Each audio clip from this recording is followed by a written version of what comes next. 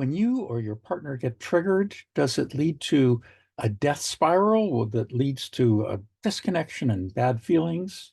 Or are you able to turn it around into a love cycle where things actually increasingly get better? Well, that's that's something that just happened to me the other day. And, even though I'm a relationship coach and I specialize in effective communication, I don't always follow my own advice. uh, but sometimes I do. And the thing is that, I was having a conversation with my wife the other day, and at one point I got slightly annoyed with what was going on, and I think I expressed that, and and my wife got triggered by that, and then I got triggered by her triggering, and that's the death spiral because then my being out of alignment, my being out of my aware, loving heart, triggered her, and then her triggering re-triggered me, and then that triggered, so it just kind of went like that. And fortunately, uh, I remembered the words of the amazing mentor Selva Said, who said, "When in doubt, track." Okay, so I took a breath and I tracked. And of course, it took a little bit more because things had spiraled a little out of control. And fortunately, by then, the key thing wasn't so much what I said, but how I said it. I moved from my annoyance, from my being out of my aware, loving heart into my aware, loving heart. I realized that that my wife wasn't trying to, to get me. Uh, she was in pain. Why? Because this was triggering something very deep in her. So was able to turn that around. We finished, had a great resolution. Um, and ironically, it turned out even before that, we were on exactly the same page. There was no disagreement whatsoever. But these things happen.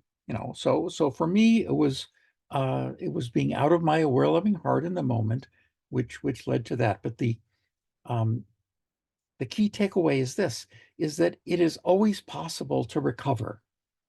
So even if there's a disconnect, even if things start to go wonky, even if your partner gets triggered, you can always turn that around by moving to your aware, loving heart and especially tracking and validating. And of course, the key was my moving there, and then that helped her move to hers, and she's aware of all these skills, so it was fairly it wasn't such a big thing. But the thing is, hey, I don't get it right all the time. And when I don't get it right, though, I can recover. And the same is true for you. If you don't get it right, or if you kind of make a misstep, you can always recover. And the second piece is appreciation. So a little later in the day, I expressed appreciation to her for sticking with it, even though she had gotten it triggered. It had my reaction had stimulated something in her that had nothing to do with me. That was all about her. And I appreciated the fact that she was able to stay with it and allow me to validate and then how we were able to reach a mutually acceptable outcome. And then she appreciated me for, as she put it, sticking with her. And so, um, the second thing is that uh, appreciation is always welcome.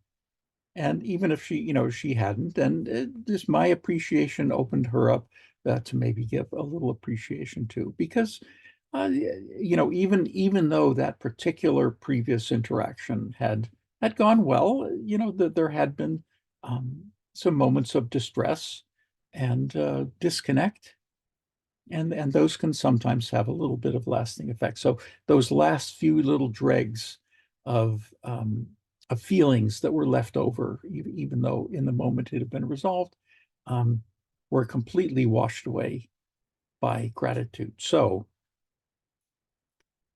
you can recover from a misstep. Just move to your aware, loving heart. Remember, track and validate. And second, there is always a right time to offer appreciation.